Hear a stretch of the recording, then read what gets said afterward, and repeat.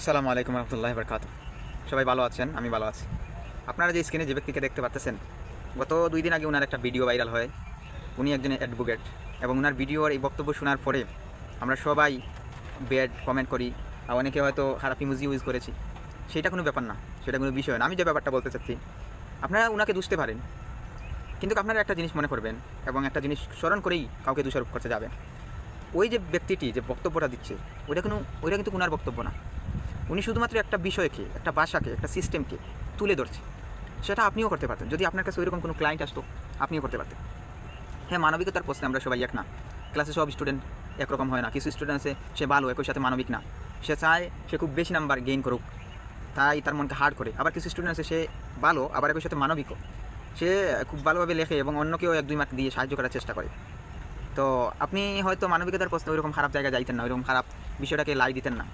এখন একটা জিনিস বুঝেন, আমরা যে চিল্লাই সারাদিন ইসলামী আইনের প্রয়োজন, ইসলামী শাসনের প্রয়োজন, একটা বার কল্পনা করেন এই যে যে রুল উনি বলল, এই রুল এবং ইসলামের বিবাহী সংক্রান্ত রুলগুলো কতটুকু দিন এবং রাতের মধ্যে তফাতিত আছে।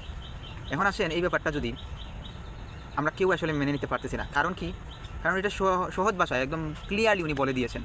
কিন্তু ওই ব্যাপারটা যখন ইনিয়ে বিনিয়ে রাষ্ট্র কায়েম করে, যখন সমাজ কায়েম করে, যখন আমাদের অনুষ্ঠানগুলোতে ওই সমস্যাগুলো, ওই সিস্টেমটাই ইনিয়ে বিনিয়ে সাজিয়ে প্রতিষ্ঠিত হয়ে যায়, তখন কিন্তু আমরা সবাই মেনে নিই না।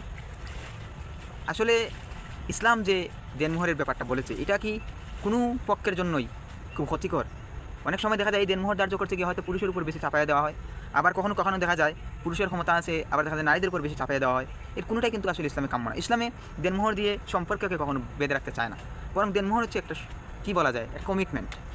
কিন্তু বর্তমান সময়ে এইটা হচ্ছে মানুষের একটা নিরাপত্তা, একটা সিকিউরিটি, ইগোকে দমিয়ে রাখার একটা সিকিউরিটি। কিন্তু এইটাকে যারা খারাপভাবে ব্যবহার করবে, সেটা পুরুষ হোক অথবা নারী হোক, আমি মনে করি সে একটা সুন্দর সম্পর্ককে প্রথম থেকেই দাফন করে রেখেছে। শুধুমাত্র তার ওই উদ্দেশ্যটা পরিপূর্ণ হওয়ার পরে সেই ওই সম্পর্কটাকে মানে দাফন করার বাকি। মানে পূর্বে কাফন করে রেখেছিল, এখন শুধুমাত্র দাফন করার বাকি। যাই হোক, এটা কীরকম হয়ে গেল দেখেন তো বাংলাদেশের সংবিধানটা। মানে একজন নারী তার নিজের কারণে হোক অথবা কোনো একটা কারণে হোক সে ডিভোর্স নেবে, আর পুরুষটাকে দেনমোহর দিতে বাধ্য থাকিবে। এটা কি একটা পুরুষের উপর একটা নির্যাতন না? মানে নির্যাতন স্বাভাবিকভাবে ওভার নির্যাতন। এখন কোনো মানুষ যদি আগেই ফোন দিয়ে আইটা 10-12 লক্ষ টাকা খুব সুন্দরভাবে কাবিন হাতায় আনে, তারপরে যদি সে বিবাহ করে মানে নিজ থেকে ডিভোর্স নেওয়া যায় কোনো কারণ ছাড়াই, পুরুষের কোনো দোষ নাই, তাহলে এই পুরুষটা কীভাবে এত টাকা দিবে?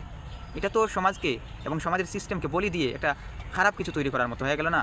মূলত ওইটা কিন্তু ওই ব্যক্তির কথা না। একটা জিনিস বোঝার চেষ্টা করেন। হ্যাঁ, উনি বলেছে বা উনি ওইরকমভাবে কোনো বিষয়কে আর প্রমোট করেছে, সাপোর্ট করেছে, ওইটা অবশ্যই একটা দোষের বিষয়। কিন্তু ওইটা কিন্তু রাষ্ট্রের, যদি ওই অ্যাডভোকেট ওই